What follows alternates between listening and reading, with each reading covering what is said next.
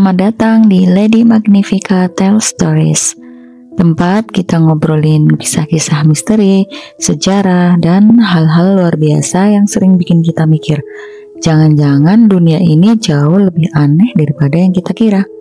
Nah, di video kali ini, aku mau ajak kalian menyelami sebuah topik yang sering bikin penasaran, tentang para raksasa.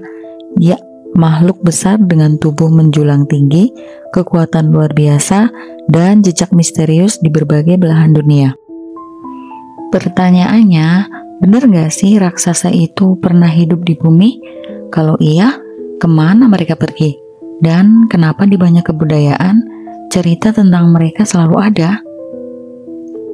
Kita bakal bahas mulai dari mitologi kuno, kisah-kisah dalam kitab suci, temuan arkeologi yang kontroversial, sampai teori-teori modern yang bikin merinding.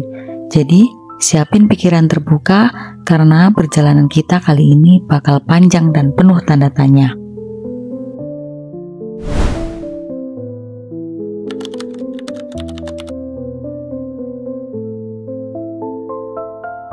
Kalau kita lihat sejarah manusia, hampir semua kebudayaan punya cerita tentang makhluk raksasa.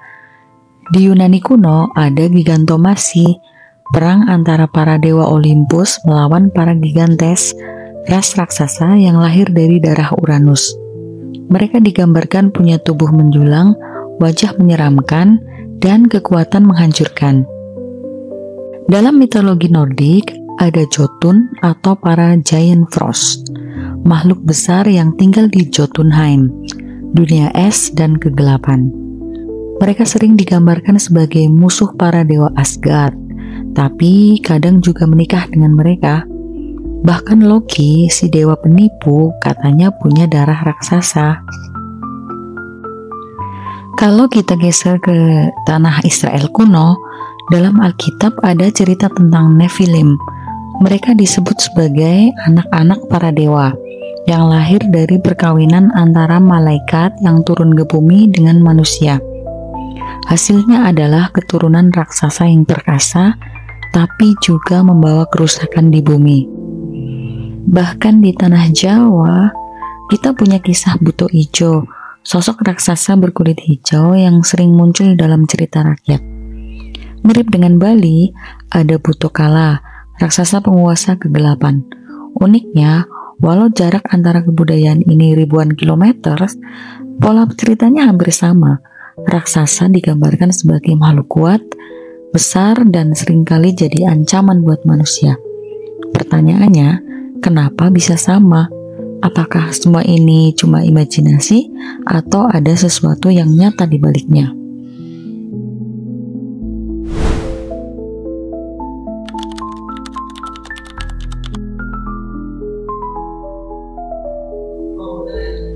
Sekarang kita geser ke hal yang lebih nyata, bukti fisik. Di berbagai belahan dunia ada laporan penemuan tulang raksasa. Misalnya di Amerika Serikat pada abad ke-19, beberapa surat kabar memberitakan penemuan kerangka manusia setinggi lebih dari 3 meter saat para arkeolog menggali gundukan tanah kuno. Sayangnya, banyak dari penemuan itu kemudian hilang entah kemana.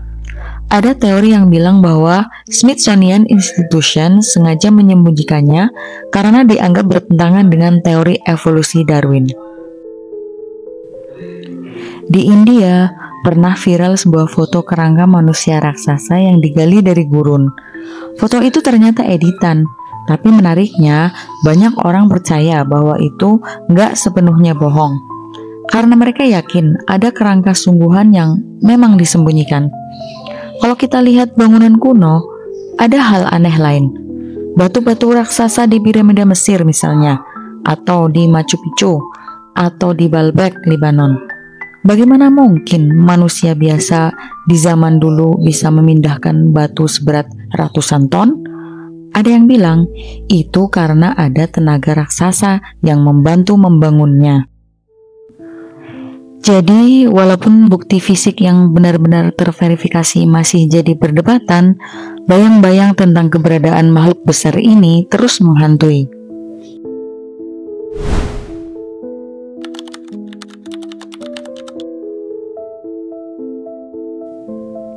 Sekarang bagian yang paling seru. Teori tentang nasib para raksasa. Ada beberapa kemungkinan yang sering dibahas para peneliti alternatif maupun pecinta teori konspirasi. Yang pertama, mereka punah secara alami.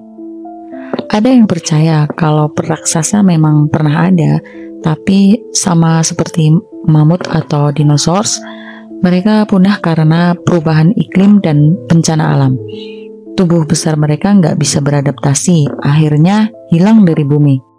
Yang kedua, dihancurkan oleh banjir besar. Dalam banyak mitologi, termasuk kisah Nabi Nuh di Alkitab, ada cerita tentang banjir besar yang memusnahkan umat manusia. Ada yang bilang banjir ini juga menghancurkan para raksasa karena mereka dianggap keturunan terlarang. Yang ketiga, mereka bersembunyi di dunia lain. Teori yang lebih liar bilang para raksasa sebenarnya masih ada, tapi mereka bersembunyi di tempat-tempat yang nggak bisa dijangkau manusia. Ada yang menyebut mereka tinggal di dalam bumi, di dunia bawah tanah yang misterius. Raksasa adalah alien. Teori konspirasi modern sering menghubungkan raksasa dengan alien. Mereka dianggap makhluk luar angkasa yang datang ke bumi, mengawini manusia, lalu meninggalkan keturunan campuran. Kalau kita perhatikan, banyak patung atau lukisan kuno yang menggambarkan makhluk besar dengan kepala aneh. Bisa jadi itu jejak para pengunjung dari bintang lain. Teori yang kelima, jejak mereka disembunyikan. Ada juga yang percaya bukti keberadaan raksasa sebenarnya ada, tapi sengaja disembunyikan oleh lembaga besar atau pemerintah dunia. Tujuannya supaya sejarah manusia tetap sesuai narasi resmi.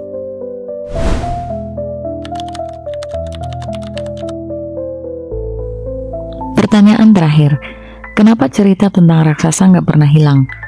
Mungkin karena ada sesuatu dalam diri manusia yang merasa cerita itu masuk akal.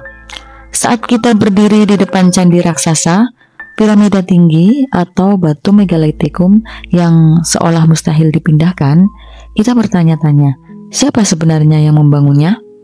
Apakah kita benar-benar sendirian di jalur sejarah ini? Atau bisa jadi, raksasa hanyalah simbol dari kekuatan alam, dari ketakutan manusia terhadap yang lebih besar dari dirinya. Tapi, siapa tahu, mungkin di suatu tempat yang tersembunyi, para raksasa itu masih ada.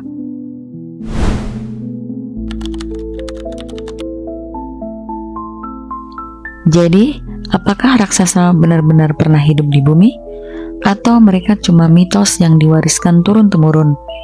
Jawabannya sampai sekarang masih jadi misteri. Tapi satu hal yang jelas, cerita tentang mereka nggak akan pernah benar-benar hilang. Karena di setiap kebudayaan selalu ada jejak yang bikin kita penasaran. Bagaimana menurut kalian? Apakah raksasa memang nyata atau cuma bagian dari imajinasi manusia? Tulis pendapat kalian di kolom komentar. Terima kasih sudah menemani aku di Lady Magnifica Tell Stories. Jangan lupa like, share, dan subscribe biar nggak ketinggalan kisah-kisah misteri berikutnya. Sampai jumpa di cerita selanjutnya.